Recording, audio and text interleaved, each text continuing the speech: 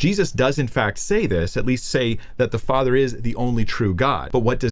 Now, the problem with what Pastor Mike is saying here is that the context of the verse completely contradicts what he's saying. He's isolating the "you are the only true God" and saying, well, Jesus is the same God as the Father. There aren't two different gods. But in the context of the verse, Jesus says that in order to have eternal life, I have to know two things. One is the only true God. The other one is his son, Jesus, who he has sent.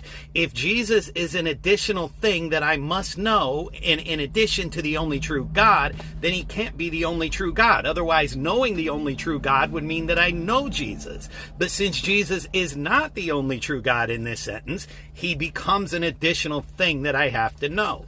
So it's a poorly worded video that Pastor Mike is responding to, but the original content creator is absolutely right. Jesus here is declaring the Father to be the only true God, which would mean that he is not the only true God.